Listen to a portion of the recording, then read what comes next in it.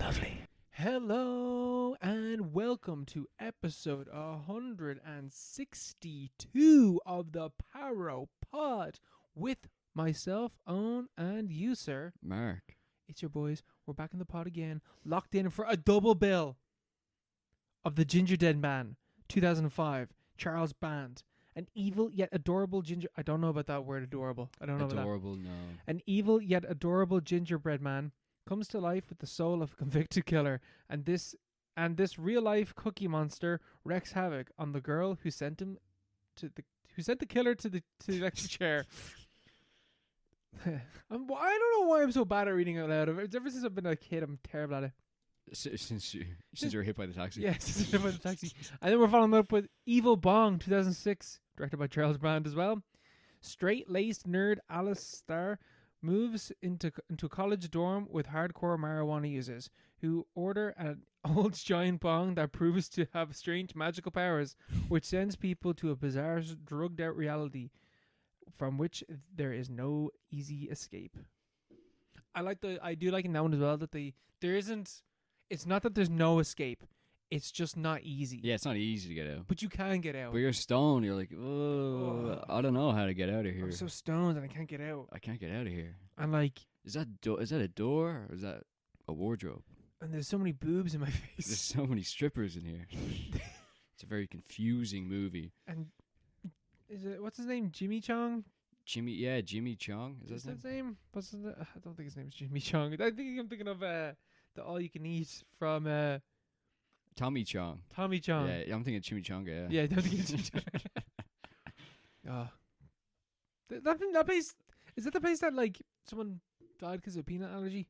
Chimichangas. Is it Jimmy Chongas or is that somewhere else? I don't know. Peanut allergy. I remember this case of a girl died in town because you couldn't get an EpiPen either. Oh. And I think it was from an All You Can Eat. I might be wrong. I think I know the case you're talking about. Yeah, I think I might be wrong. Is this on the Keys? Yeah, I think it was on the Keys. Yeah, I think I might be wrong saying where it was, but it was something like that. Yeah, I remember that happening. Yeah, it might not be Jimmy Chong's. I don't know, but yeah. Jimmy Chong is still there. No, surely it's gone. Maybe it was there then. I don't know. There's the comedy thing there now, isn't it? I think that was always there. That was always there. Okay. The Laughter Lounge. The Laughter Lounge. Yeah. Yeah. Have you ever been to the Laughter Lounge? No. I've been there once and I got roasted because like your life is boring and I can't take the piss out of it. I was like, thank you. I wouldn't want to go. I wouldn't want to get roasted. I sandbagged though.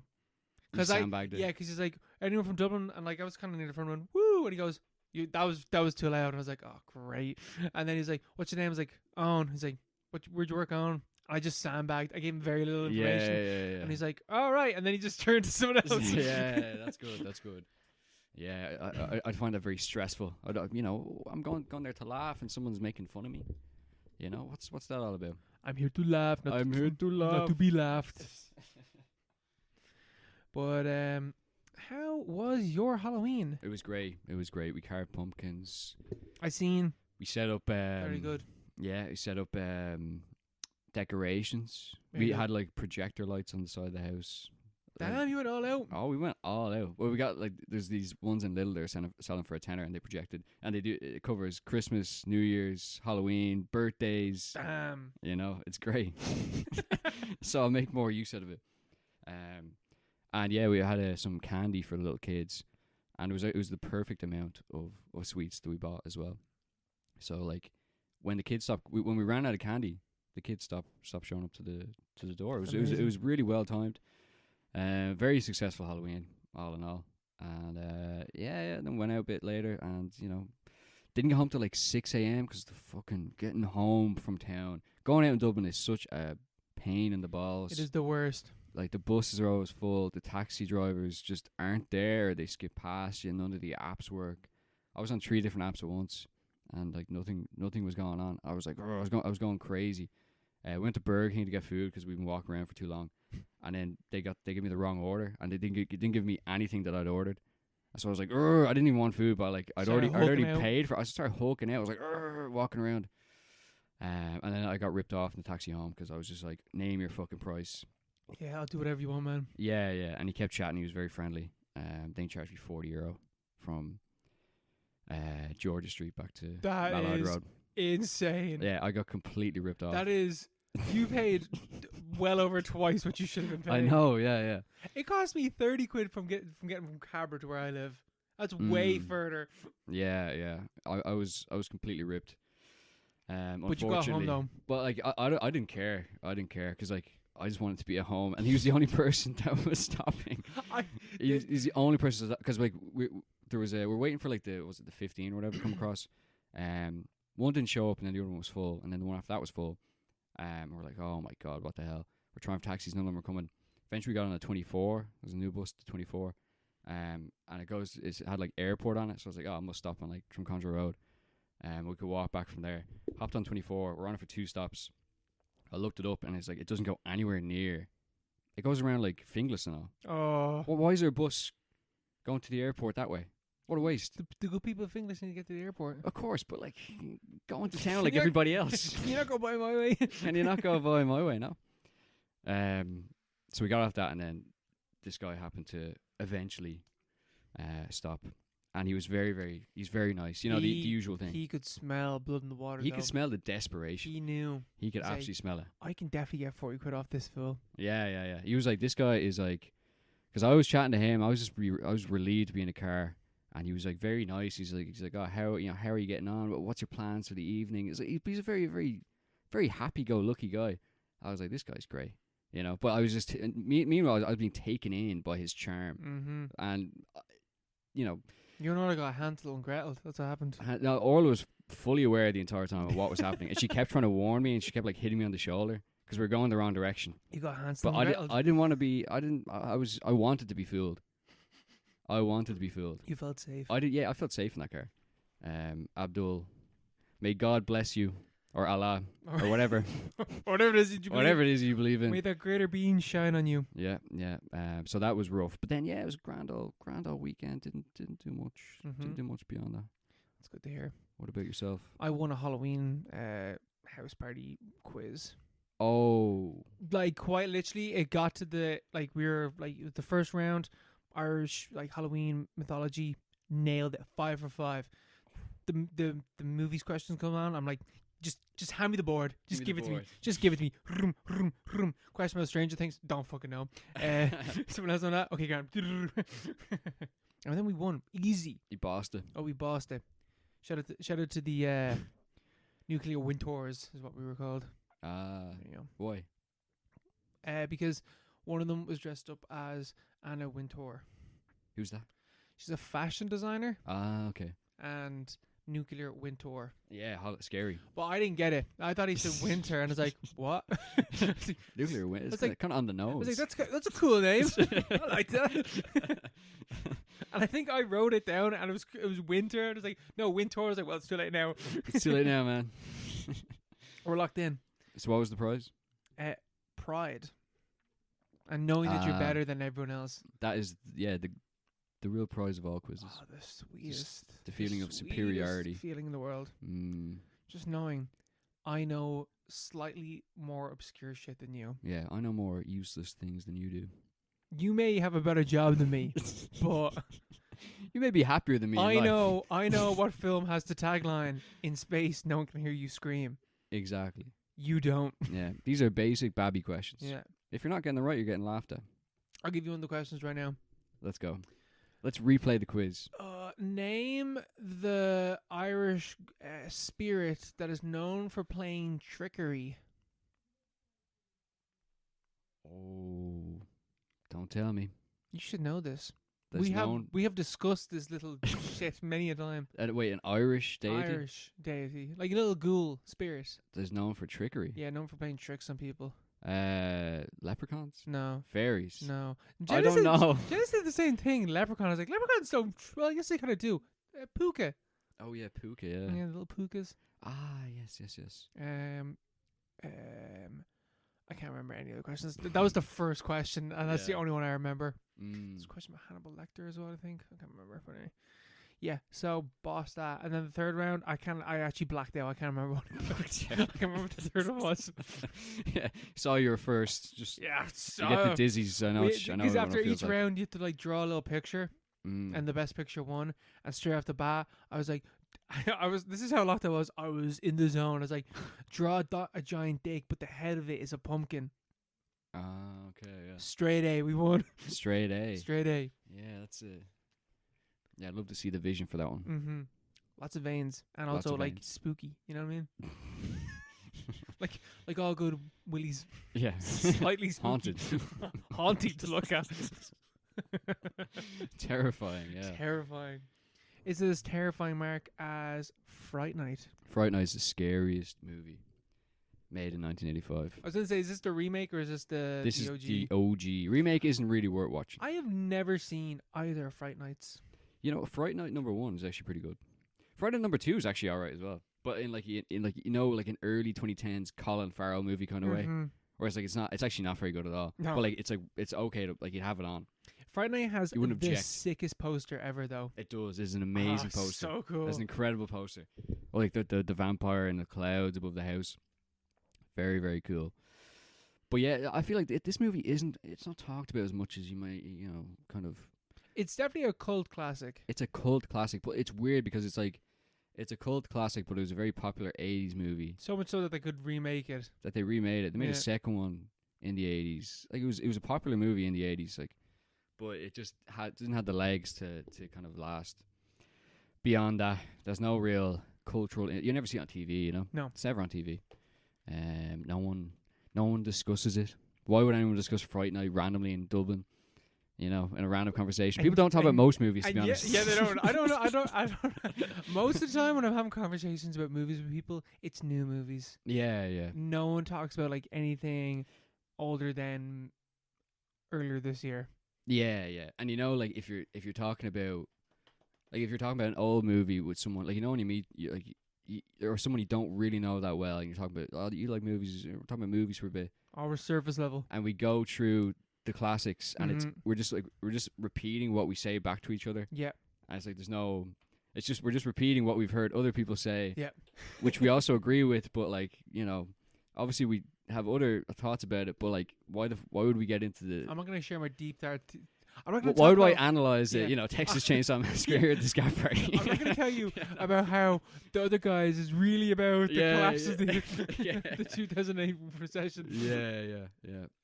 So yeah, people they don't talk. My imagination of this movie in the Agario. Remember Agario? You'd have the balls, the big balls go around. And you could move your ball around and absorb other balls. And you had competing players. It was like colorful balls on a website. Is that It was like a web-based game. the worm one where you eat all the balls and you become a bigger worm? Yeah, but it's like massive multiplayer Okay. online game. Yeah. Remember that game? Like my idea of Fright Night is a very, very small ball on the canvas, the Agario canvas of cultural zeitgeist. Fair enough. I don't know. You know what? It's a very small ball. I was wondering where you're going with that. But you know what? It's very tangential. But yeah, Fright Night's not talked about too much. But I've always really liked this movie. I thought it was really cool. It's one of the first scary movies I think I was allowed to watch under supervision. And is it a scary movie? It's pretty scary. What's It's pretty freaky, pretty sexy at points. Yeah, is it like that's the It's whole thing. vampires. It's about a really hot vampire that like moves in next door and is He's trying to get with everybody. he's trying to get with everyone. He's trying to lure in all the teenagers. Yeah, he's trying to get with all the teenagers. Specifically, he's trying to cook you. I think is the main. He's trying to. That's the main kind he of. wants the guy's girlfriend. And his mom. Oh man, Yeah. fuck that. He's a saucy dog. Man, that vampire's getting its fucking head kicked in. I'm telling you what, I'm standing on business with that. Yeah, he crosses every line in the vampire rulebook. Like he doesn't. It's not like Nosferatu where he's just like just the one. just this one here. I'm Yeah. just one, please. He's like everybody. He's going after like sex workers and stuff as well. Like he's voracious. It's disgusting. Fiend. He's a fiend. He's a villain. Straight fiend. But like he's also charming and cool, and you're like, and his cool synth plays every time he walks in the room. Man, that's You're sick. like, this guy's actually really cool. You know what? I fuck him. You know, I'm The down. entire time we're just thinking like, I'd probably fuck him as well. This guy's just, he's got it all. He's got the sauce. It's dripping in sauce. But yeah, it's about a kid called, he's like fucking 17 or whatever, Charlie Brewster, and he's living in suburban America. Someone moves in next door, something odd going on. You know, it's a vampire, obviously. Mm-hmm. You know the story, and it's a vampire, and he has this like live-in guy who's a carpenter who's never really explained what the carpenter does. It's like his assistant. Yeah, what are they called? They have that thing in What We Do in the Shadows, where it's just like someone is promised, I'll turn you into a vampire, but you have to be my servant. I can't remember what they're called. They have a phrase, but I Yeah, it's like his servant. familiar or something like that. Yeah, like something like that. it's familiar or something. But for the first like half an hour, it's kind of implied that they're like gay vampires, and they're just like living together and like I don't know. But then obviously the movie, because it is quite mysterious at the beginning, you don't really know what's going on. For a while, you think it's familiar as the vampire, and you're like, this guy isn't that good looking, and then it's like, holy moly, this guy. When the real vampire kicks in, he's sex on legs. Nice. He's I don't know, but yeah, he's really cool. He's a very cool vampire, and the whole thing is Charlie knows he's a vampire because he's seen him through the bedroom window with his fangs, and you know. It's just like Rear Window. I feel like it's kind of like Rear Window and Terminator. That's a very bizarre setup. Because it's like he's like an indestructible force that like, no one really understands. There's also nightclub scenes as well, which kind of mix up in my head, where it's heavy synths and he's going around and he's a vampire and he's invincible. It's weirdly similar to the Terminator movie. But yeah, it's the whole thing is Charlie trying to convince everyone around him that this guy's a vampire, and like straight away he's like when he sees him through the bedroom window, he's like, that guy's a vampire, and it's not like kind of trying to figure it out. I think the remake is kind of like, he spends a while, he's not sure, but this movie gets right into it. Like it's a classic 80s movie where it's like 80 minutes long. It's very, very to the point. It's like telegraphed kind of what's happening, but it's very well done, so you're still taken along, and yeah, the music is cool. It's very, very 80s synths and just like like great vibe, and yeah, the whole vampire thing. Your man's a great vampire, very mysterious, very sexual. Who's the hottest vampire? Edward Cullen. That's that's not It's a bad Edward Cullen. That's not a bad answer. 100%. Yeah, that is not Has a bad to be. answer at all. But yeah, he's very good, and it also has your man who's the original monkey in the Planet of the Apes. What's his name? McDowell or something. He's like, so the whole thing is Charlie enlists his friends and his girlfriend to try to get this vampire. They don't really believe him, so they go to a disgraced former TV host. Or not disgraced, he's just like, he's been kicked off because no one believes in vampires anymore, and this whole thing was he impersonates vampires. And they try to get him involved, and he's played by the guy who played Cornelius in Planet of the Apes. He's like a classic Shakespearean actor, and he's very good in that role as well. Like, plays it really over the top. But then when he's like scared and he breaks the kind of dramatic conceit that his character has, and you can see you can feel the fear that he has for this actual vampire. It's very well done. And then the whole thing is it's a classic vampire story where they have to break into the house and like take him on, and use the various tools, the classic tools. It's a classic vampire tale. Yeah. Suburban 80s kind of teenage kind of raunchy horror movie. It hits all the points, which is why I don't understand why it's not appreciated in the same way that a lot of similar movies are. Yeah, because it's definitely iconic and definitely well known. It's also a very good name for a movie. Fright Night. It's a great name. It's a great poster. There's nothing really bad about this movie at all. Is there because obviously vampire movies always have like some form of subtext to them. What's the subtext of this vampire? The subtext. It's the fear of older men trying to bang your mom. Yeah. And your girlfriend. Kinda. Yeah, fair enough. Yeah. I think that's a daily fear. I think it's it's a permanent fear that I have. No, but I think it's the usual kind of thing with like teenage, coming of age kind of horror movies where it's like it's very scary growing up in this new world, sex and all that, sexuality. So this older guy coming onto my turf. It's the 80s as well. It's this new guy invading my white picket fence neighborhood, and no one really knows what he's up to, and it's the whole paranoia that's involved with that as well. That's about. It's not a very deep movie. No. It's just a very solid, Very saucy movie. It's like a house, not very deep, but solid. fucking solid. Good foundations. Solid fundamentals. That's all you want. You just want a solid movie. Yeah. I'd recommend this movie, but it's Halloween's over, so I wouldn't recommend anymore. Ah. Maybe next year. Oh, I just watch horror films all year round, and therefore it's always Halloween. It's always the best time of year. True. Like, yeah, that's one thing that I found with Melissa is that she's always up for watching a horror film. Anything spooky, doesn't matter the time of year. She'll always watch them. Like, that's perfect. That's perfect. But she cannot stand any form of gore. It specifically has to be like ghouls and ghosts. Can't deal with like brutal deaths or anything like that. Mm-hmm. Like which? Yeah. Like what? Like any examples? Oh, like any any even like I would even struggle with going with like any form of like a slasher movie. I don't think she'd be that would be her vibe at all. Mm-hmm. That's fair. That is fair. I very much relate. I relate though to that sentiment. But I was only thinking the other day. I was like, she has never seen The Shining. And I don't know if she would like The Shining. There's no gore. No, there isn't. But I'm more so like, I don't know if its vibe would work. Yeah. Because that's a movie with a very powerful vibe. It's a very pungent vibe. Yeah. Is it thickest atmosphere in any film? Like. Yeah. Is it a date night movie? I would say no. Is it sit down, let's scratch our chins, lock in? I think it's a very particular, I think, mood and setting you'd have to be in to pull that off. I think what it is going to be me like, I'm going to bare my soul for a moment, show you one of my favorite films. I'm going to be vulnerable. And show you one of my favorite films of all time. And if you don't like it, it will hurt me, but that's okay. Yeah. But you got to take risks. Yeah, you do. Yeah. You got to take risks. You got to swing for the fences and hope for the best. And maybe the movie that you spend making for the last 6 years and completely change your YouTube career might be worth it. I went to go see Shelby Oaks. Oh, Shelby Oaks. Which is the Chris Stuckman movie that came out this year. What is your history with the Stuckman?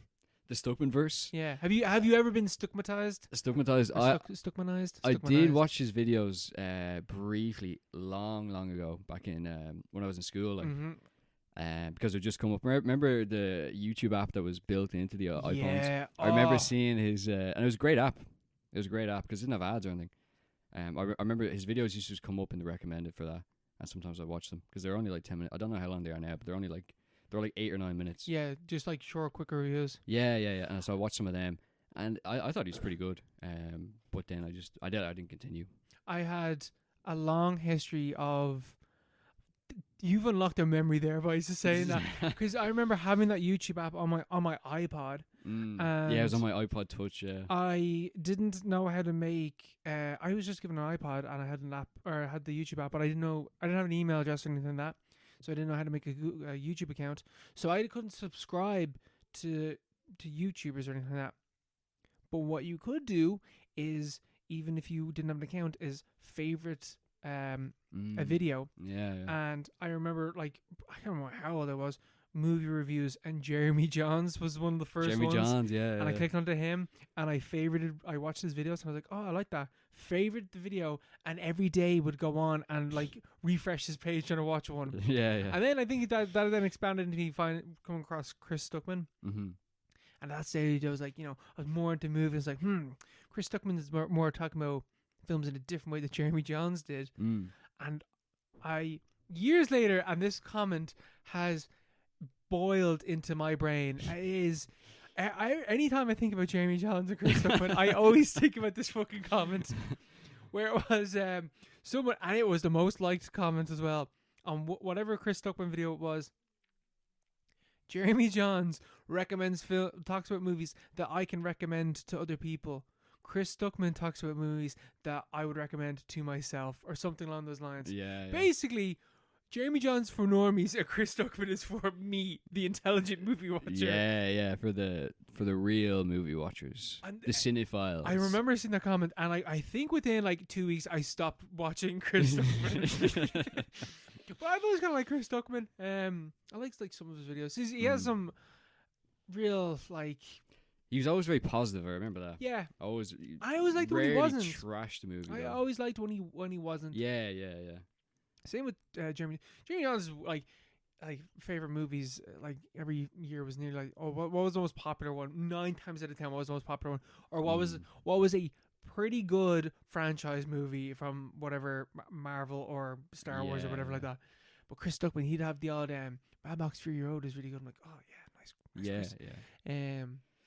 But anyway, so Chris Stuckman, YouTuber for however many years, stopped basically reviewing movies because he was gonna make this movie, and he was like, making movies is hard, so I don't want to step on anyone's toes when I'm making this movie.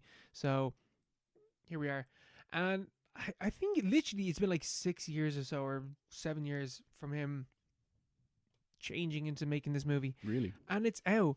And I went to the cinema by myself last night to go see it because I realized, oh fuck, I haven't watched any movies that we could talk about on the podcast. And so a late night trip, yes, solo trip to the audience. Emergency! Gotta go to the cinema now. Go see this because it's on at 9 o'clock. And this is the perfect way to watch this movie. Yeah. And I was the only person in the cinema, and I was expecting someone to walk in. I was the only person in the entire cinema. That's creepy. And I sat like kind of near the front, like in the middle. And that was a terrible choice. I kept hearing things behind me. Oh god! And it was freaking me out. It was just like this is a horror film. And a lot of the scares in this movie is there's something behind the main character that she doesn't see. I just kept feeling that. Oh, that sounds like it adds to the experience, though. I don't know how much of this movie was me experiencing the movie in that way, or if this movie, like, if I watch this movie at home, would I think would I have the same opinion? I don't know. I don't really care. It doesn't matter. This is how I experienced the movie, and it was. I feel like if I watched like another better, because I don't think this movie's great, but I think if I watched a better horror film, it would have fucking destroyed me if I watched it the same way. Yeah, no, that'd be a really good way to watch any horror movie, I think. Yeah. Completely. And like, I went outside to go to the toilet and stuff like that. There was no one around. Oh my god. That's brilliant though, isn't it? Yeah. There's only the only people I really saw were like 2 fellas leaving the screen when I went to go to the toilet at one stage, and then 1 or 2 workers, and that was it. It was spooky. That's brilliant. It was a great way to watch a movie. But this movie, so yeah, like this movie, and people have been saying it online a lot, and I do think it is because Chris Stuckman has talked about movies for 15 years on YouTube, so everyone can just like look up and see what his favorite movies are and what movies he likes and what horror movies he likes, and you watch this movie and it is like all those movies put together. It's like it is the start of it is a combination of Blair Witch and Lake Mungo. It's a documentary style start where this girl has gone missing. She was a YouTuber. She's a YouTuber, and she has this like paranormal paranoids is the name of them, and they go off to spooky locations and they investigate paranormal happenings. I would have lost my shit if it was called the Power Pod. I would have. Yeah. I mean, along the cinema. I would have. There would have been an angry email being sent. Cease and desist. Yeah. Or we could claim the royalties. It's making a good bit of money. Man, that'd be sick. But anyway, and she goes off somewhere with her friends, and they all go missing. And we're watching we're literally watching the found footage of their murder and disappearance, and then we are also watching a documentary being made by these people who are interviewing the main girl. I can't think of the character's names, but it doesn't matter. The main girl of the YouTube channel, her sister, is being interviewed and being asked about it, and we're cutting between the found footage and news reports and the interview with your one, and that's like the first like 20-ish minutes of the film. and that is it is an incredibly strong start to the movie. It is so well done.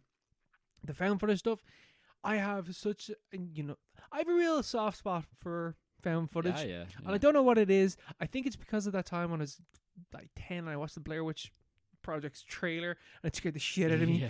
Yeah. There's something about found footage that I really love, and this is a very good found footage like combination. It is spooky.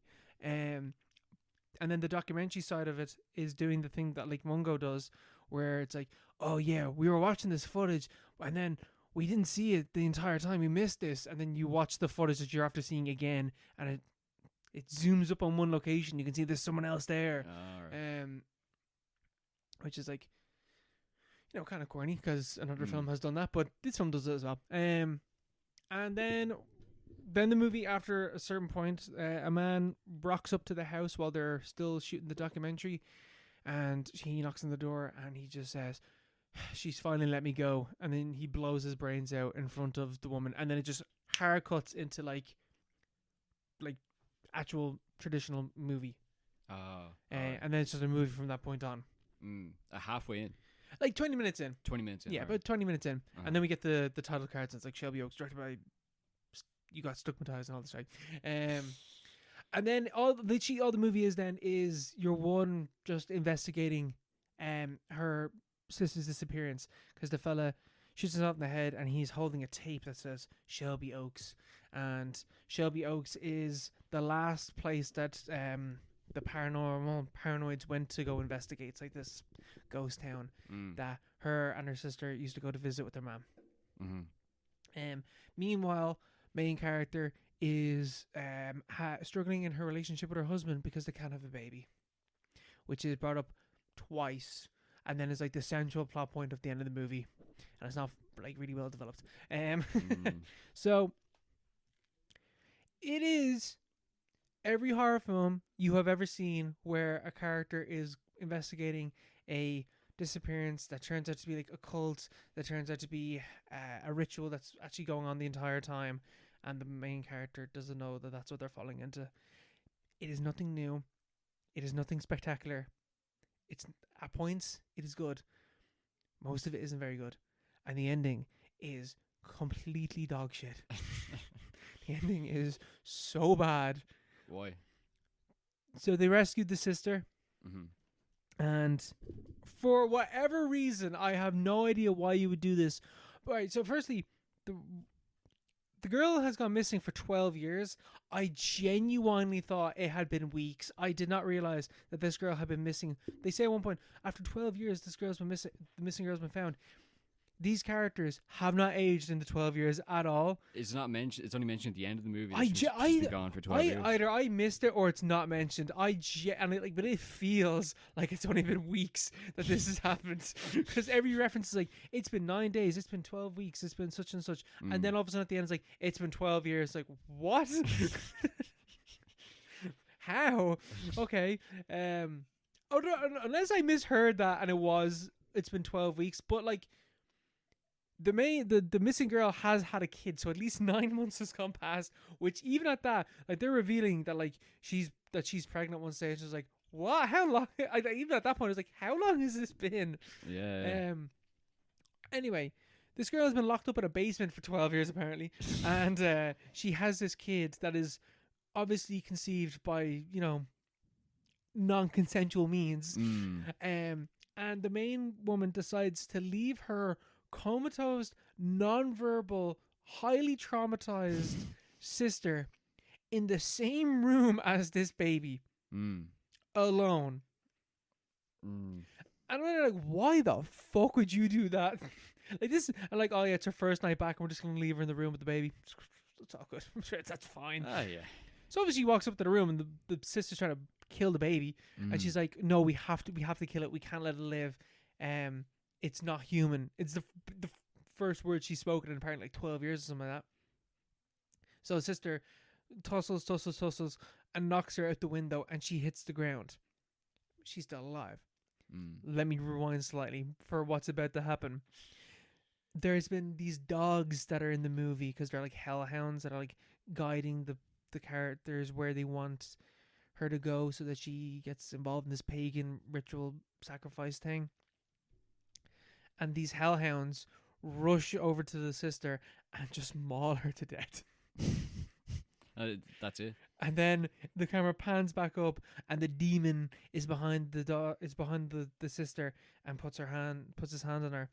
And then this movie does this 3 times, where it will just replay audio that has already happened in the movie to explain what is going on, just in case if you're a dumbass can't understand. So it replays the audio for saying, the demon, I know it's just it's guiding me to whatever it wants to do. It's taking whoever it wants. The first time you hear the audio in the scene, you think it's about the sister, but now, Mark, do you understand? It's the main character that the demon wanted the whole time. Twist. Just in case you didn't understand. Yeah, so it's like the callback is like, you know, the kind of a dreamy audio replay kind of thing. Yeah. Just in case you didn't understand that the woman who didn't have a baby now has a baby, and the demon is the baby, and the sister is dead, and so this just leaves the woman to take care of the baby. Just in case what you have watched is making sense, we're going to tell you another time. Earlier on, the movie does the same thing, where you have the guy that shoots himself in the head was in this cell, in this prison, and the character goes, and she's watching her sister, and she figures out the sister was in the prison, which is told, oh, this is the prison that your man was in, and she walks up to we're watching this found footage, and the sister walks up to the cell, and she's like, oh, I gotta chill. And you're like, well, obviously this is your man's cell. But then you hear the voice of Keith David be like, he was in cell 37. And then it just shows the number 37. It's like, okay. I could kind of gather that. That was good. I could kind of figure that out. He was in cell 37. I could figure that out. Just by, good. The context of what's going on. It does shit like that all the time. Where like, it's just, you have to understand, dummy, what is going on. And I think that's so funny because I remember Chris Stuckman literally critiquing movies all the time for doing that. And then you watch his movie and it's doing that. It's so funny. I just, Do you think would you say that's like interference from an editor or producer or? Because like, surely, because like sometimes I'll like, if you're watching a film and stuff like, and that happens, you're like, this movie thinks that you're an idiot. But now that I know that Chris Stuckman knows that this is a thing and it's still in his movie, surely that is like studio or editor interference being like, no, you have to say this because what if they don't understand? Yeah. Yeah, there's a few producers there. Oh, he was a producer as well. I wonder how it all works. Like, it'd be interesting to see. He has an entire YouTube series detailing how this movie was made. Oh, really? Yes. So, like, all the choices. No, I don't think. I'm not watching it, but I don't think it goes. It's just like it'd be interesting to my see movie making experience. Yeah, but it'd be interesting to see like the actual like if you had the emails. Like, wasn't there was it like the Sony leaks in like 2014? They took all their emails off their server or whatever. Hacked it. It's like North Korea took all their emails, something like that. Yeah.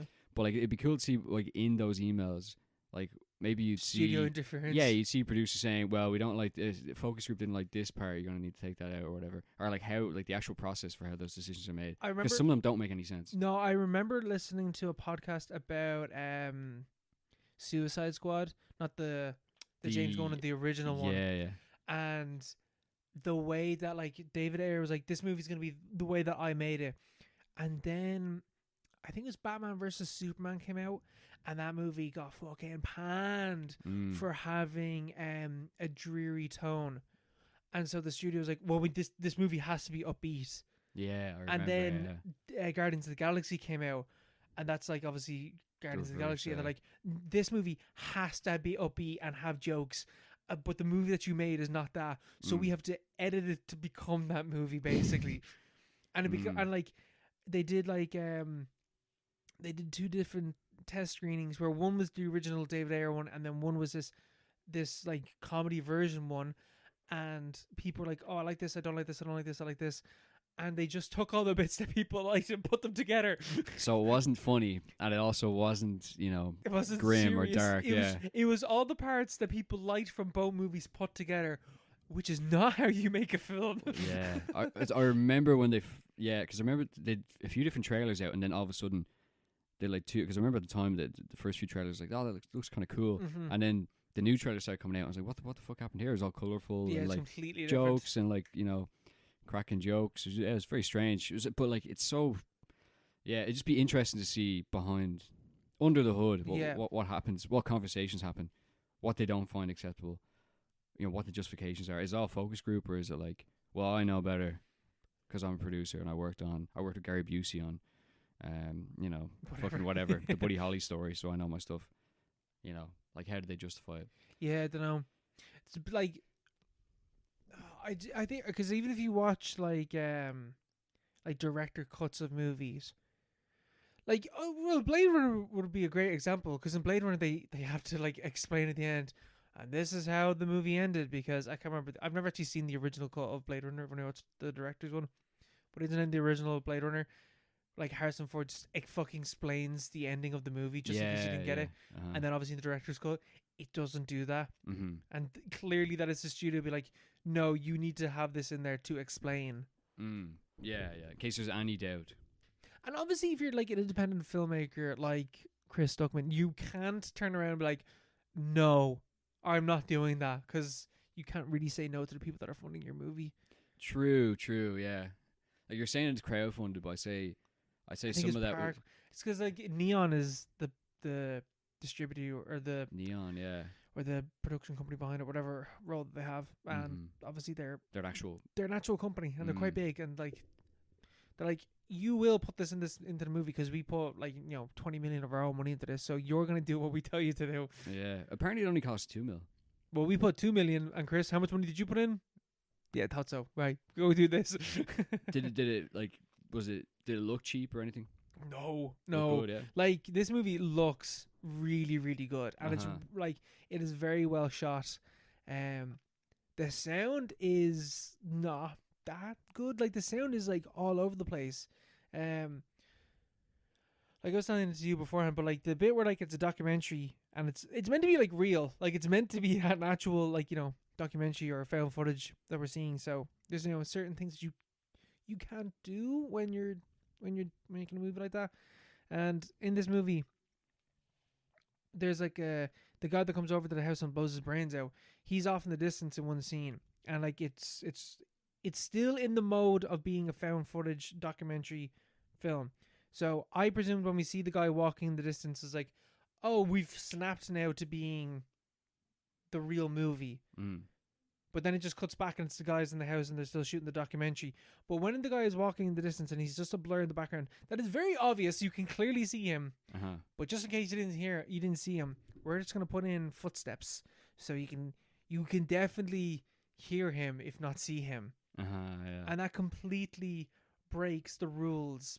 Like that is just basically the rules of found footage, that you can't have like, I can't like you can't have like diegetic sound, non-diegetic, was it something like that? Like you can't have something like really, really far away sound super up close, because that's not how actual cameras work.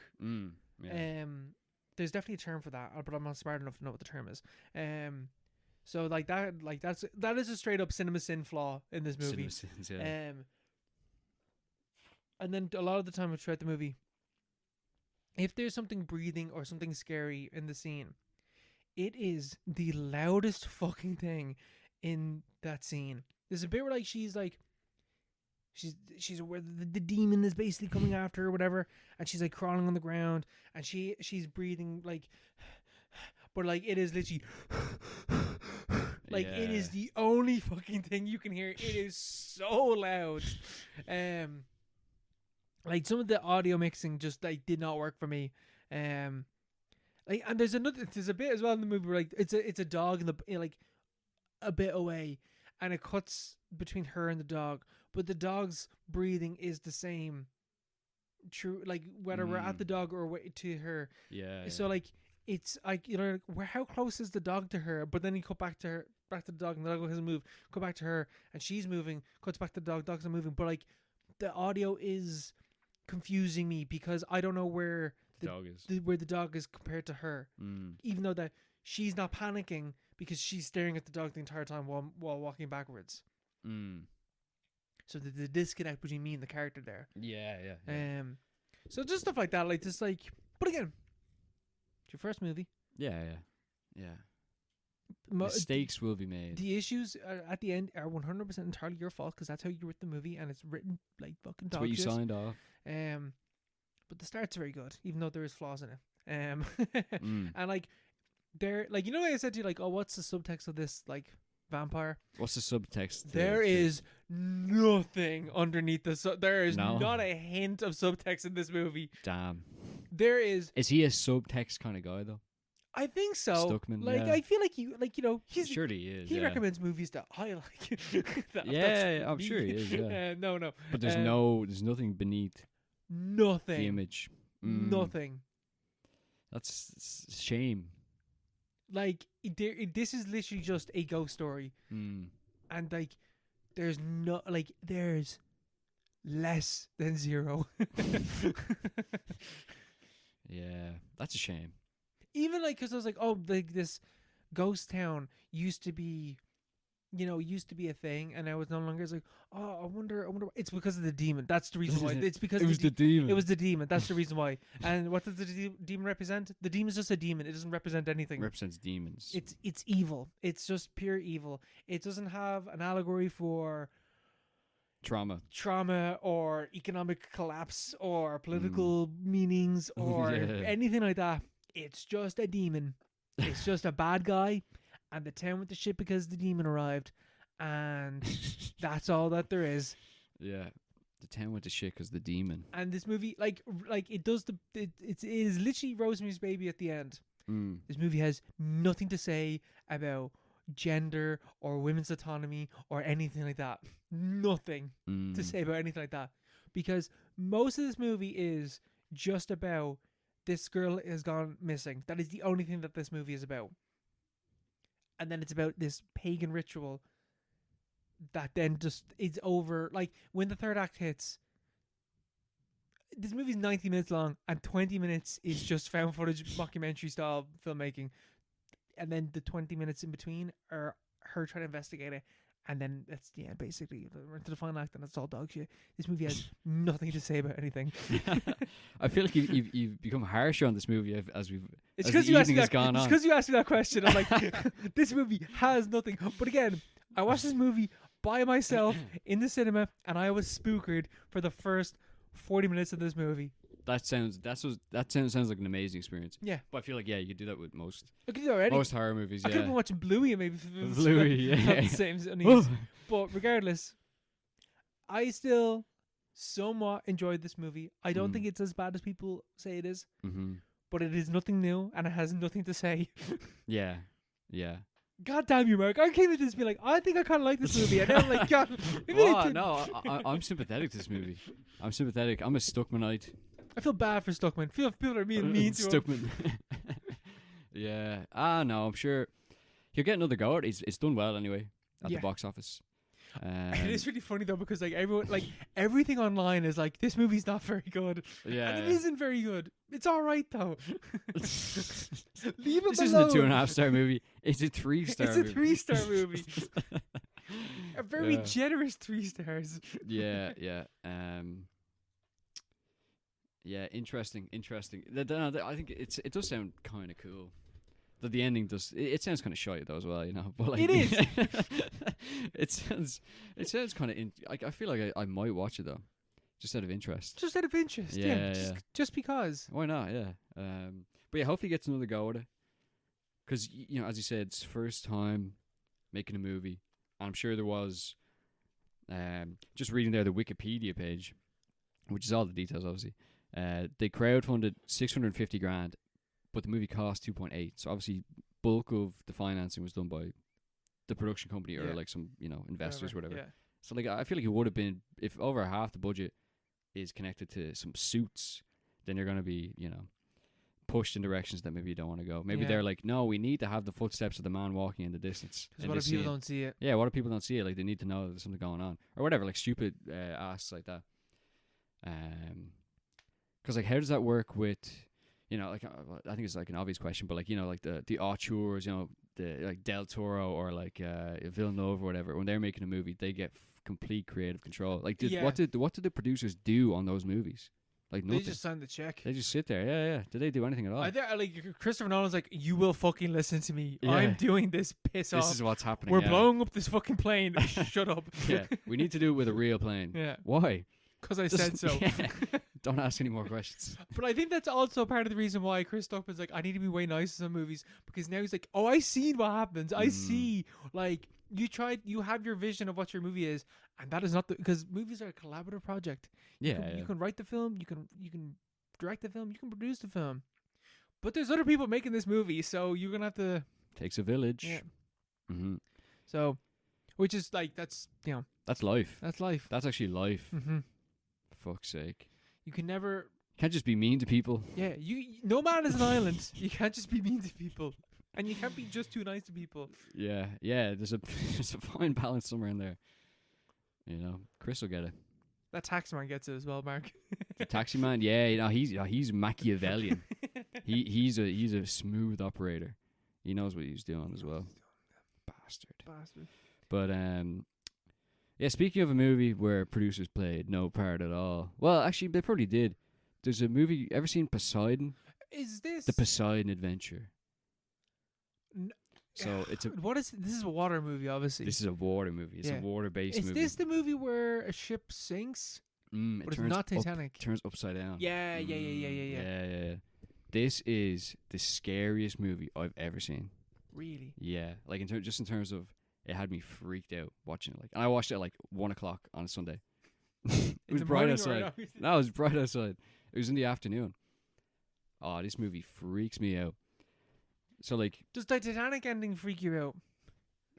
No, not really. No. Okay. No. But like, this movie fucks me up. It's just, it's freaky, you know. It's a story about. It's a not a real story, but it's a story about a boat it's a cruise ship, and you know, they're sailing and everything's going grand. And the setup is basically like the start of the Titanic, where it's like, we're all living our lives. This ship is unsinkable. Don't worry about it. This ship there's no way the ship is going down. No way, not on my name. And then a massive wave hits the ship, like a rogue wave. Oh man, fuck that. Hits the ship, and it hits on, like, you know, the starboard or whatever, the port, or, you know, whatever side. One of the sides. Hits the side of the ship, and the ship rolls and it rolls all the way over, and it eventually comes to rest. And apparently it's accurate to the way that would happen. Like, this isn't something that's ever happened, but it's something that could theoretically happen, because no cruise liner has ever been recorded being hit by a rogue wave, but it could happen. But it would have to happen on the side of the ship, like the breadth, the longer side, for it to be knocked over. And if it were knocked over, it would come to rest in, you know, completely pointing down, like upside down, which is like fucked up. It's like, you can't get out. Yeah. And that's the whole premise of the movie. So the ship is knocked over, turned completely upside down, underwater. Oh my god, yeah, I didn't think about the fact that there's like so doors in the underneath bit. There's no way to get out. Yeah. It's fucked up. It's so fucking scary. You are sweating. I was freaked out watching this movie. Or was there doing her paperwork for like placement, like, you know, doing lesson plans and cutting out little squares and stuff for the kids. And I was just there, like, you know, like biting mine. I was like just SpongeBob with the hash sling and slasher. I was there, like, you know, like that, and she pulled me. She's like, "Are you all right?" It's like, I was like, "Oh, I'm just watching the movie." Like, it's a stressful movie. Like, it's an awfully stressful movie. And you don't like the sea. Oh, I hate the sea. I hate the. Apparently, there's a name for it: thalassophobia.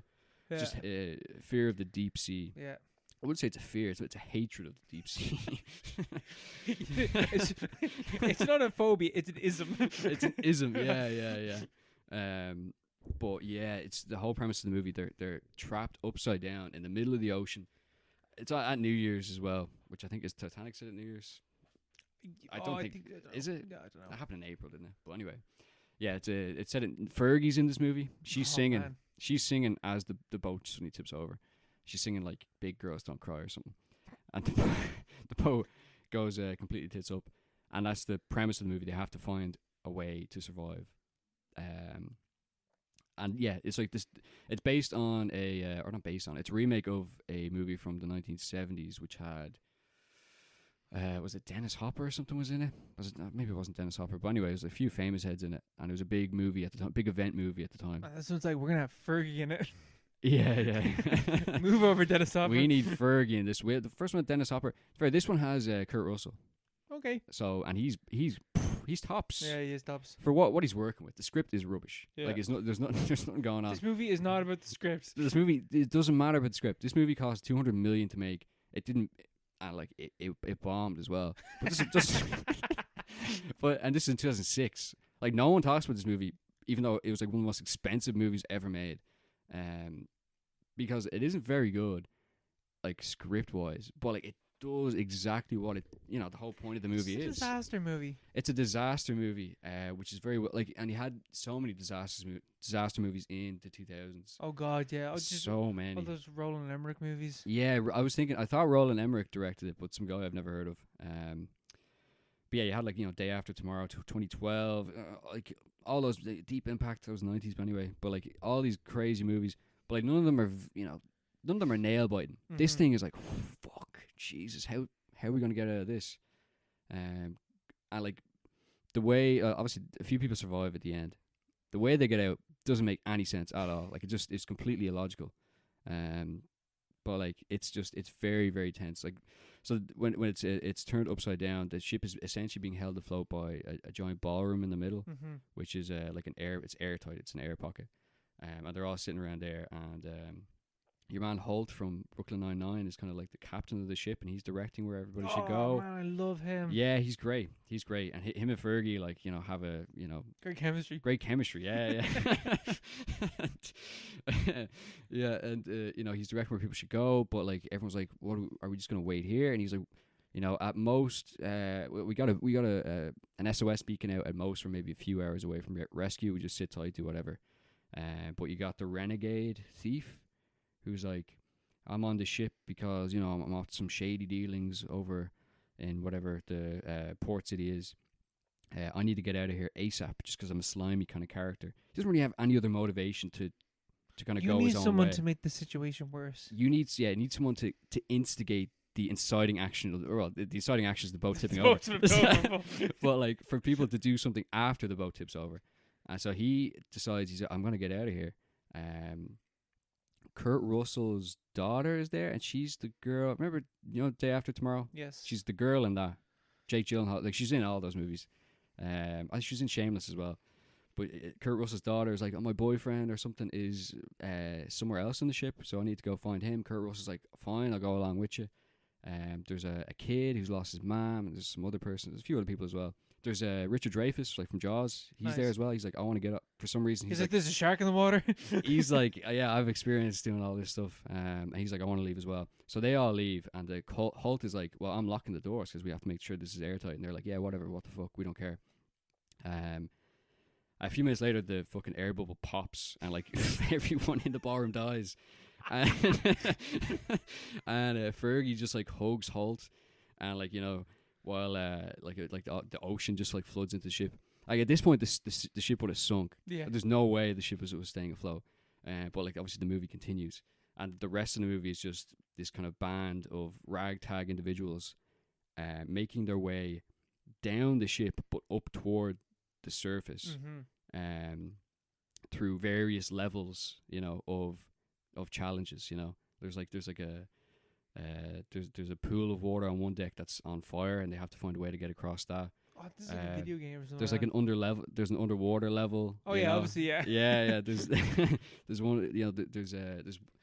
There's a point where they're in the ballasts in the hull, and to get from one ballast to the next, so they can get to the propeller door, which they should be able to get out to the thing. They have to flood the whole container while they're in it. So they have to. That's so stressful, man. It's so stressful. It's so fucked up because they let the ocean in, flood the whole cavity, and then only when it's completely full can they test the door into the next ballast, and then it go on and on like that. And it's like, oh Jesus Christ! It has very realistic depictions of drowning as well, which always freaked me out when I watched this when I was a kid. Struggling and then complete acceptance. Yeah. Because it was on Channel 4 and stuff. And yeah, Kurt Russell drowns at one point, and it's very like it's disturbing. It's like it's just like disturbing. I just found it very distressing to watch. It's scary, and but yeah, eventually, anyway, they break out. Even like their kind of goal doesn't really make any sense. So we're gonna break out of the ship, and then what? It's like you're in the middle of the ocean, and like the middle of nowhere. Live. Yeah, they jump out eventually, and they get on a lifeboat, and someone rescues them. But like, why is the lifeboat there? Why was the helicopter just circling at that moment? You know, it doesn't make any sense. But it's an incredible movie in terms of the amount of you know, the tension that it's able to you know, pull together. Nothing to do with the script or really the acting or anything like that. It's just the whole setup it's a very good premise for a thriller movie. Have you read about the guy in, I think he was somewhere in Africa, I can't remember where, ship sank, he was a chef, and he survived like 15 days in complete pitch dark underwater. There's the video of them going up and finding him. Yeah. Fucked up. Fuck that. Because he was in a Poseidon situation, where his boat had turned upside down. He was in an air bubble. There was no way for him to get out. He just had to wait for someone to hopefully come. I think he's the only person that survived. Yeah. Like that's fucked up. It's like, and you're there for days alone in the darkness. How do you? Complete pitch dark. Yeah, all you can hear is just the water. It's just like fuck, you know, weird bangs, and you start hearing things, you see things probably. How would you survive that? There is no way that like you come out of that and you're completely okay. Come out of it, yeah. There's no way. Mentally, you must be scarred. Yeah. Oh, that's so creepy.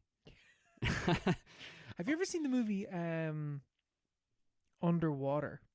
No, Underwater. This is not like what you're describing at all, but it's the what's her one's name?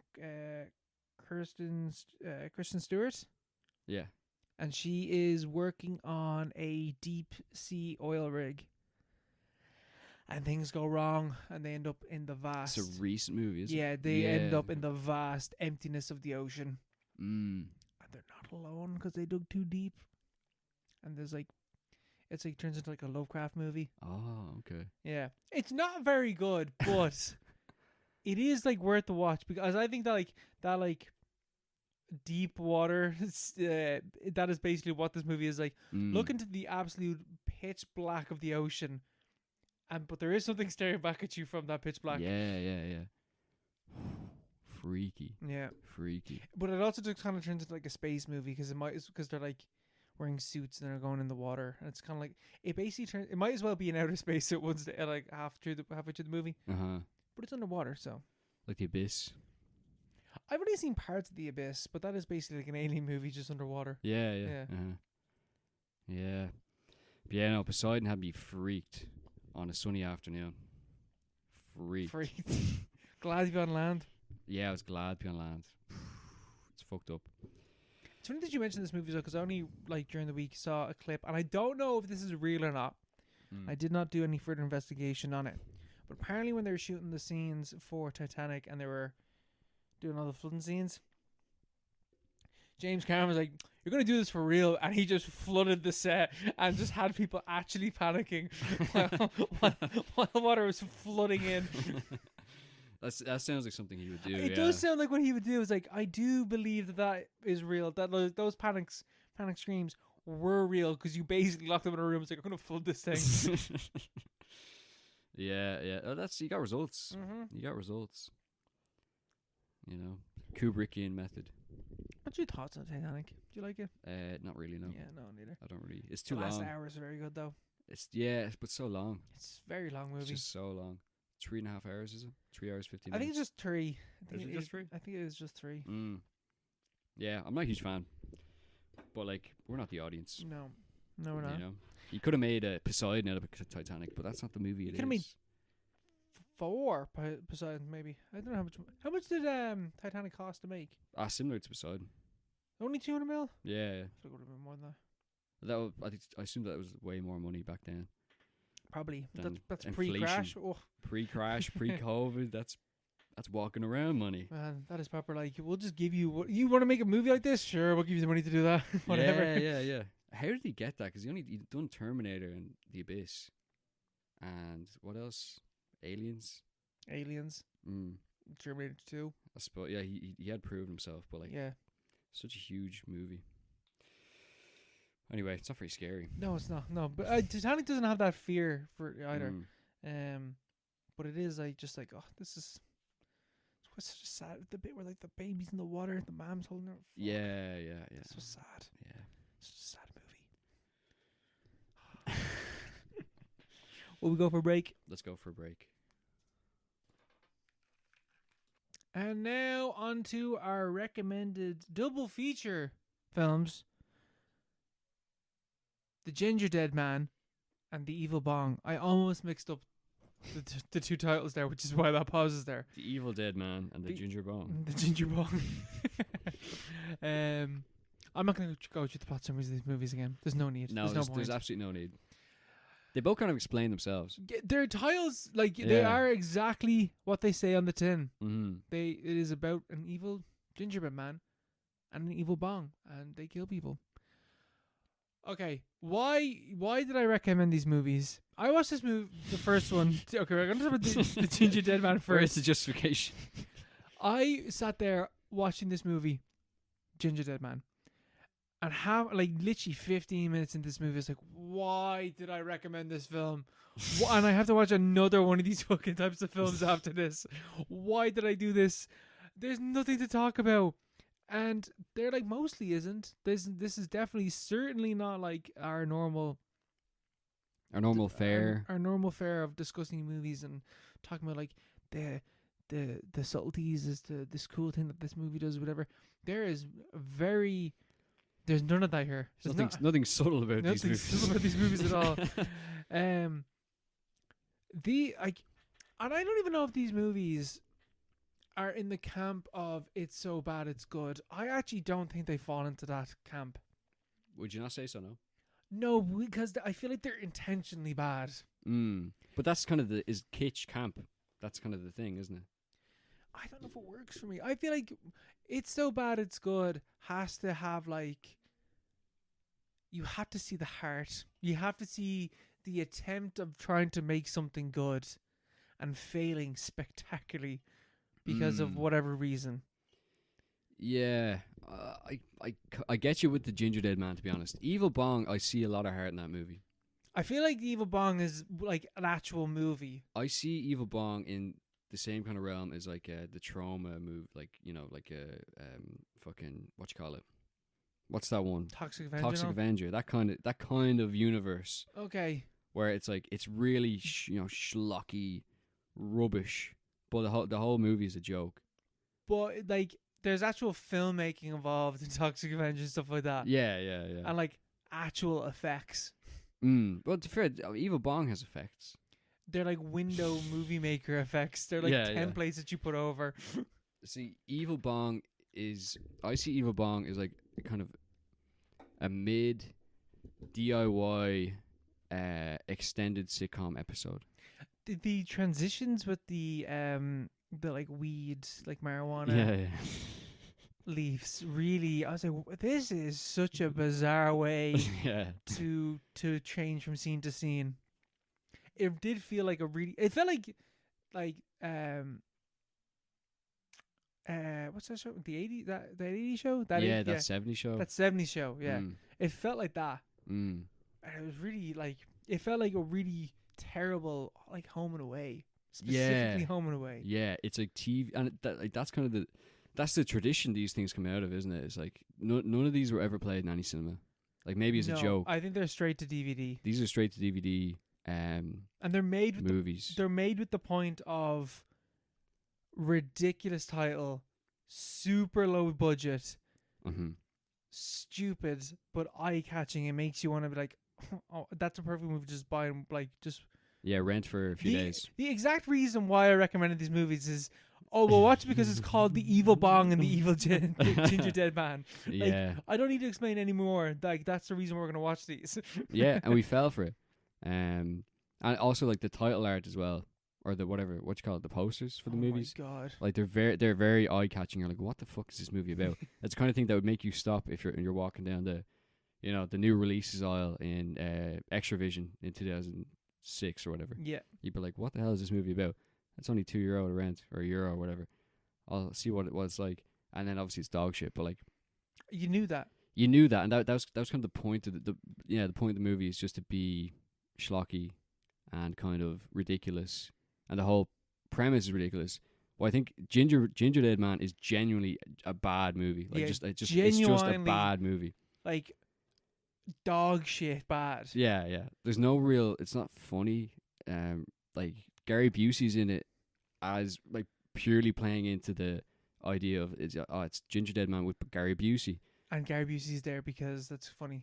Because he's Gary Busey, and because he also has people know his name. He's only in the first 10 minutes, and then he just disappears. And then he's just straight voice acting. He's just voice acting, yeah. And but like, I don't really even remember a lot about Gingerdead Man because like Nothing happens. I watched it earlier today. Yeah. I don't. Nothing really. Nothing happens in that movie. Like the movie starts off and Gary Busey is robbing this place, and he kills 2 people and then runs away and is caught and is put in the electric chair, and then his ashes are sent to a bakery by his mother. And this is such a stupid thing for me to get annoyed of, but this genuinely enraged me. Because the movie cuts to the bakery and it's nighttime, and it's a central point that this movie takes place at night. It shows the outside and it's dark and the bakery's closed. But there's a knock at the door at the back of the bakery for her to be delivered the ashes to be put into the cookies. She opens the door and there's beaming bright light that comes in. And I was like, oh, that's so stupid. Like, why do they have a light like that? But then it cuts and it shows the outside and it's broad daylight because they need to show the figure in all black walk away. And obviously, I don't know why, but like it needs to be complete daylight to show that. And then it cuts back and it's nighttime again. And that really annoyed me. That was a level of laziness that I did not expect from this movie. From Gingerdead Man. From the Gingerdead Man. Yeah. Yeah, it's a very silly movie, and it's a stupid idea. I think this was the first movie they made, like this production studio, Full Moon. Full Moon Productions. Yeah, that's Charles Brand's whole thing. Is he makes movies like this? That is his bread and butter. That's his brand. But funny enough, he has actually made art movies. An actual movie. What did he make? The Puppet Master. The Puppet Master. Which is like that's an actual series of movies. And strange enough, like I think that's his whole thing is puppets are like little creatures that are easy goblins that are like inanimate objects that are easy to shoot, and they go around and they kill people. Notable releases: Puppet Master, Full Moon's first franchise, inspired from the earlier Empire dolls. Puppet Master came out in, I'm sure it's a 90s movie. It has to be 90s. Surely. 1989. Yes. 1989. Has 5 sequels to the Puppet Master. Oh. I'm nearly certain that the Puppet Master, I might be completely off here, but I think that's where the Ooga Booga guy comes from in in the Evil Bong. Yeah, Evil Bong is quite problematic as well. They're really like 2000s movies. They're very, very 2000s. Yeah, they just have that 2000s stink off them as well. Yeah, they smell a little bit. There's a vague hint of Bush era of them. Yeah, there's just kind of I don't know. It's like kind of a stupidity, or like kind of a willful stupidity, or like ignorance or cruelty. You know, that's kind of the 2000s. Let me retract something I had just previously said. I think I said Charles Brand Band made Puppet Master. He did write it and produced it, but he did not direct it. He didn't direct it. He did not direct it. Yeah. So that's an actual movie that this production company has made. Oh, right. And it's a good movie. I don't know if it's a good movie, but it's an actual movie. It's a movie. It's not at the same That went to cinemas. Maybe. I don't know. I'm going to say yes. Like, half-heartedly with that. Mm. No, it was straight to video. Okay. It doesn't sound like this guy's made any movies at all. No. But yeah, there's definitely that, like, I think these movies are, like, strangely, like, way less, like, homophobic than Yeah. You kind of thought there'd be something slipped like in there. Yeah. there is stuff like that in both these movies, but they're not as homophobic or misogynistic or racist as I thought they would be. No, like the racism you wouldn't get away with on TV. A lot of the other stuff is like it's the kind of stuff you get away with on you would have seen on TV in the 2000s, you know. But yeah, they're very rough around the edges. Gingerdead Man is a terrible movie.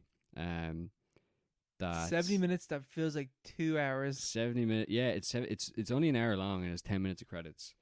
And your man's whole family were involved, and like there's a point where it's just band. Like it's all his whole family were involved shooting the movie. But yeah, I found Evil Bong a bit more charming. Like that was my kind of. It's shot better. It's produced a little bit better. It's an actual. I think it's more playful. It has Tommy Chong in it. Like it's colorful. It's a piss take. It's colorful. And I will say, there were moments where I laughed. Yeah. I did laugh at some points in this movie. Yeah. Annoyingly For so. our sins. I found it really funny when at the end the guy just like he has the Hot Wheels and he's just putting over that stripper's boobs and he looks like he's having a great time. And I was like, what the fuck is this film? Yeah. Also because it's like really intensely awkward just watching that as well. There's something. No, it is. Yeah, it is really weird, but like I feel like it's also like if you did that today, you could get away with it in a different context. You couldn't do that in this way today. But like back into the 2000s, like that was the culture. It was the style at the time. It was the style at the time. And he's like sitting there in that chair, and he's like, "I want you girls to play with my Hot Wheels," and it's like, this movie is fucking terrible. And thank God it's over. But like, it has a charm. It has just a stupid, like, it's a brain dead, it's a brain dead charm. And that's the whole movie is about like all these guys who fucked up their heads and they're all idiots and they don't know what's going on. It's a stoner movie that just is ridiculous. Has a ridiculous concept that takes place in 2 rooms. Yeah. It takes place entirely within their dorm room, I think it is. It never leaves except to go to the Bong World strip club, which is just 1 room. Yeah. There's nothing going on, and yeah, it's very strange, but like it's short and sweet, and it has some level of charm to it. Do you know what point in the movie that like actually almost broke me? You know the bit where like his one of the guys' granddad's coming in and he's like, "I got this real hot girlfriend." Yeah. And I was there I was like, right, obviously she's like, you know, not gonna be hot or whatever. But I was like, what? In what way is she not gonna be hot? Or like, am I preparing for myself for like, is this going to be a homophobic joke? Is this going to be racist? Yeah. Is this going to be transphobic? Like, what way is this going to go? Going to be offensive, yeah. It's just an old woman. It's just a sweet old lady. It's just a sweet old lady. And they are like, ugh, what the fuck? And I was like, what? That like this joke not only did not land, the reaction to her like doesn't make any sense. Is way over the top and doesn't make any sense. Yeah, I don't understand the purpose of that because she doesn't come back into it at all. It is purely to pad out the runtime. He talks to her up for 5 minutes. That whole joke goes on for 5 minutes. Yeah, like his whole character doesn't really make any sense either. No. But that old lady, she was in Always Sunny. Do you remember she was in there's a few episodes. She's very good in it. She was like she's 100 years old in that movie. And like that's like but she had this weird backstory. She only started acting when she was like 95, and she was in Always Sunny for 2 episodes. She was like in the Nightman Cometh episode and the Dentist System, like 2 of the greatest episodes in the series. She was in both of them. Had funny lines as well. She's great actress, like. And she was also in Evil Bong, and then she died. Like, she doesn't look like she's 100 years old. She's 100 years old in this movie. She does not look like that age. She looks well for her age, yeah. She really does. She looks like 80. She looks like she looks about 80, yeah, but she probably just stopped aging around then. But yeah, her name was like it's like Gladys or something like that. But yeah, because I was like, do I know her? And then I looked it up, and she was in the Always Sunny episodes. It's just so weird. But yeah, her and the dad and her fella, which is the elderly father of one of the No, characters. he's the granddad. Is he the granddad? He's the granddad. It's like he has no role in the movie No whatsoever. plot relevance whatsoever. Yeah. Literally just there to fill up a scene. An entire scene. An entire scene that goes on for ages. Yeah. And also, I like Gingerdead Man and Evil Bong. Like Gingerdead Man, at least like actively goes out his way and kills people. He drives that car with the rolling pin in the dorkiest way I've ever seen a killer ever kill ever.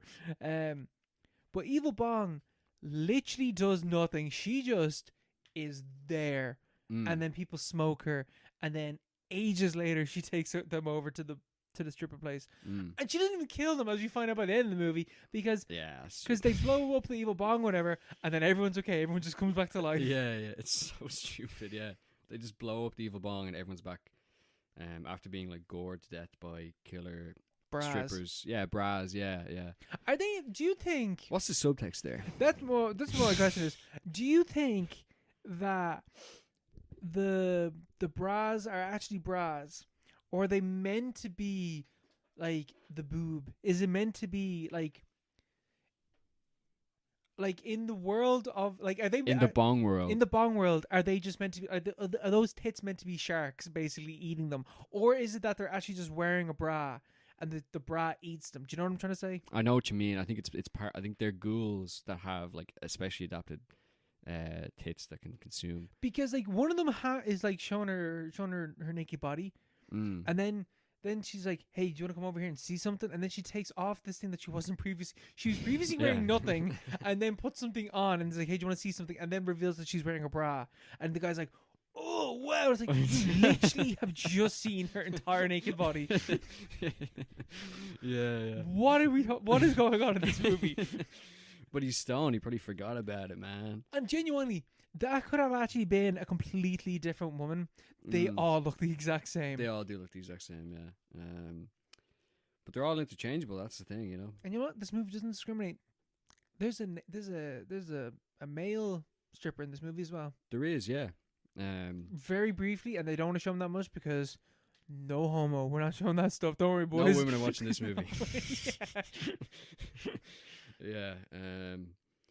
But yeah, no, there's nothing really redeemable about Gingerdead Man. I think that's reflected in the fact that we don't really have anything at all. No.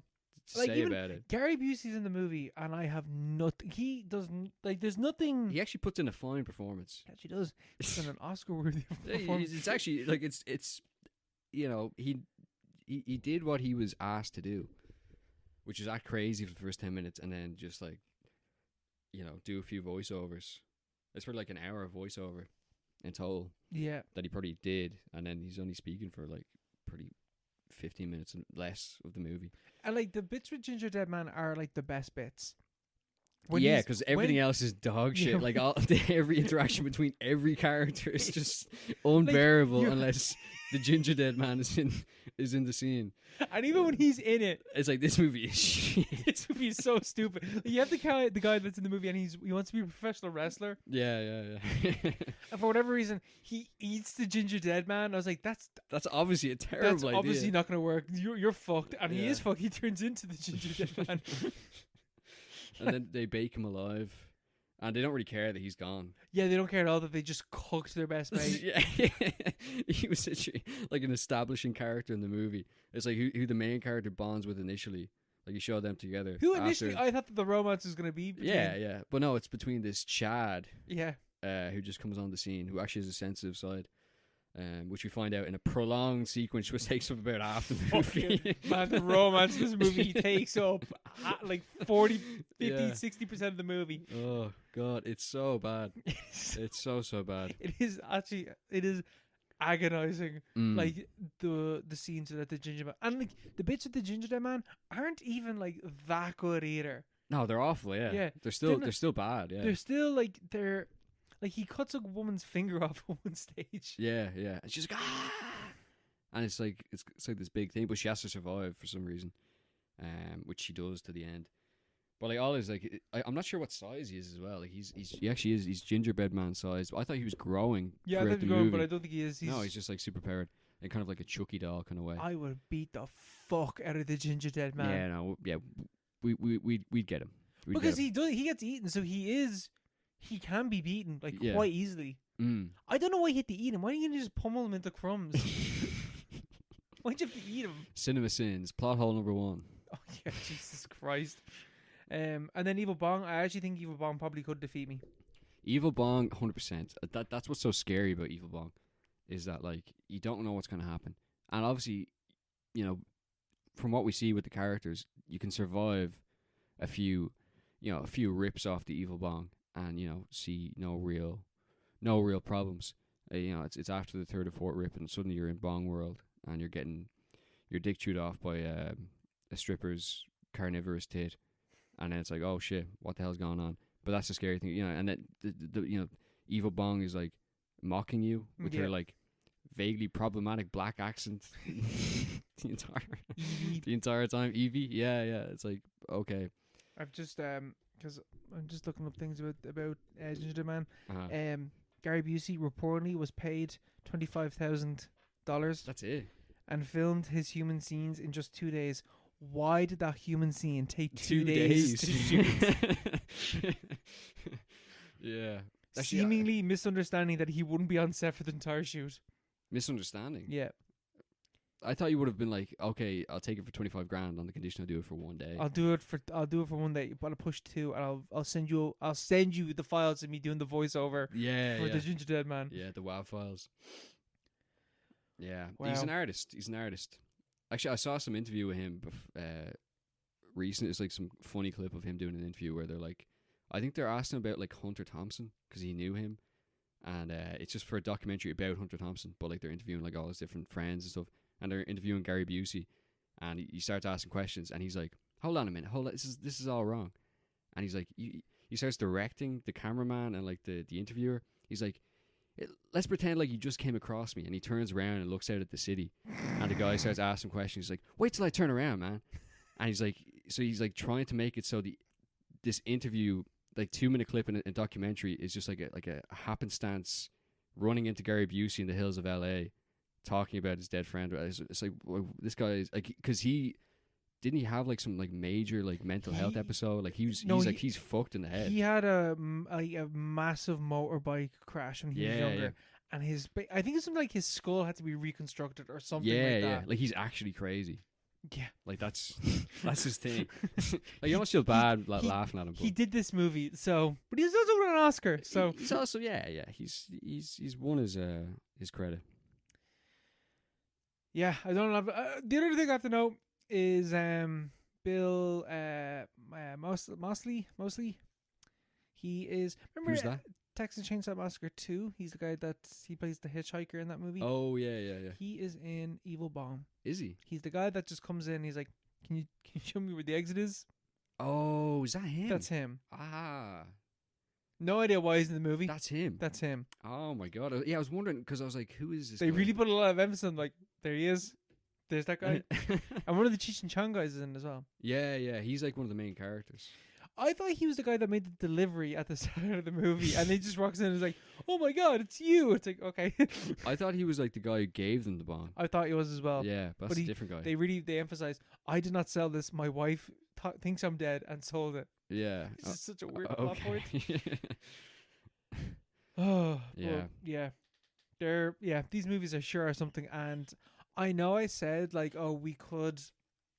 Do an Evil Bong series? I am not doing that. No, definitely 8 movies. No, it would be done in April 2026. Oh, like even like Bleeding Gingerdead Man. There's 3 of them.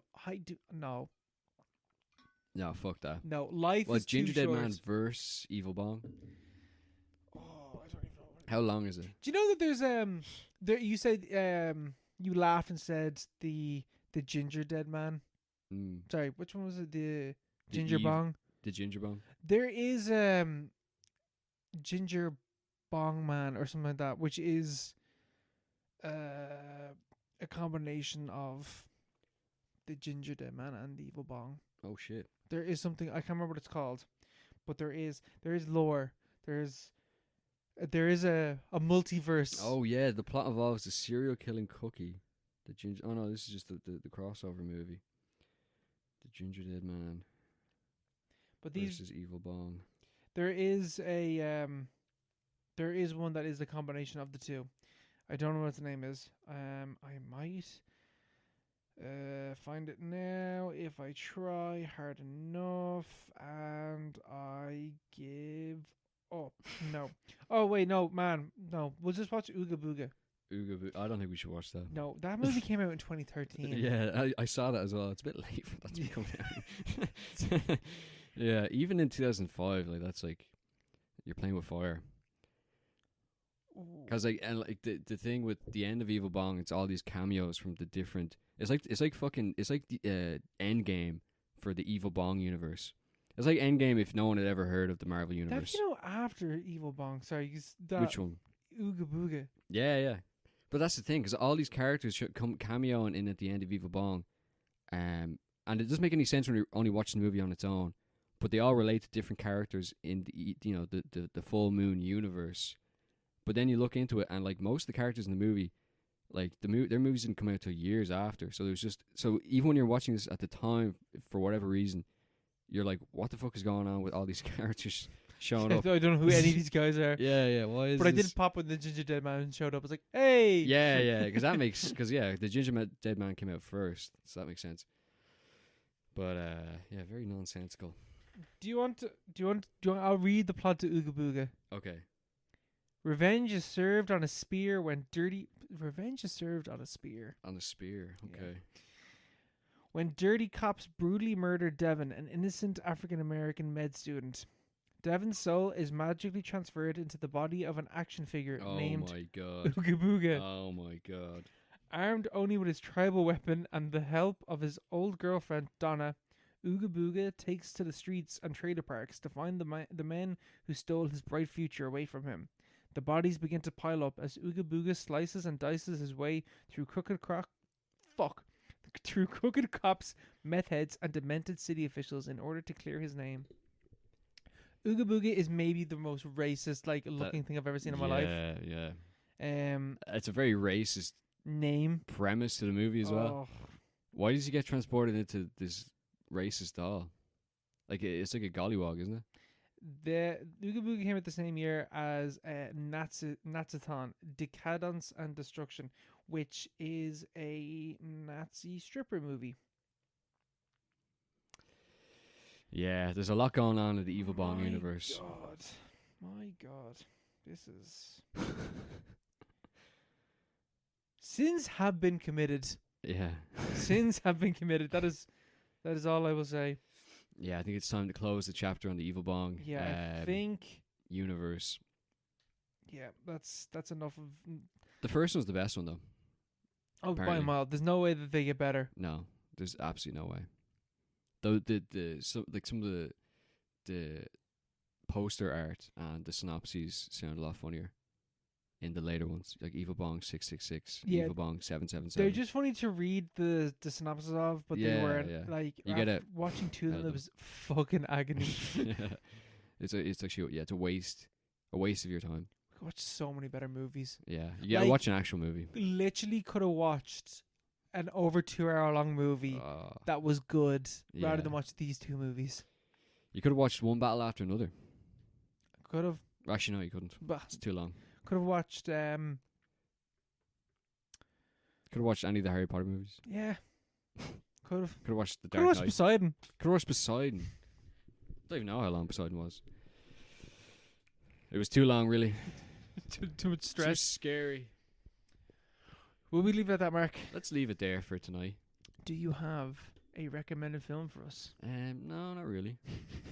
I'm thinking Troll 2, 1991. Keeping on with the bad movies. Keeping on with the bad movies. It's also Halloween-y themed. Like, we're in that middle period. There's no theme to this time of year, really.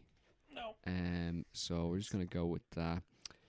you know, in advance of Christmas. We'll have to come up with a good Christmas, because I think we've had 5 Christmases now. This is our 5th Christmas. It's our 5th Christmas together. Yeah, and I think there's only like 3 good Christmas movies ever. I think like the best one was Black Christmas. That was great. Yeah. It's a Wonderful Life was pretty good. Yeah, that was pretty good. Yeah. I don't know what it. Maybe there's only 2. There There might be only 2. The Grinch is also great, but not in like a. Oh, we did Gremlins as well one year. Gremlins. Yeah. Those are like the only solid Christmas movies I think like ever. Like good. Like good movies. I don't know any others. Honestly, that's my opinion. That's a fact. And Actually, that's a fact. That's actually a fact. But no, we'll have to think. We'll have to get our thinking caps on for Christmas. We will. We'll come up. We'll be back stronger than ever after watching more bad movies. Yes. Right. We'll leave it at that. All right. Good night. God bless. Bye.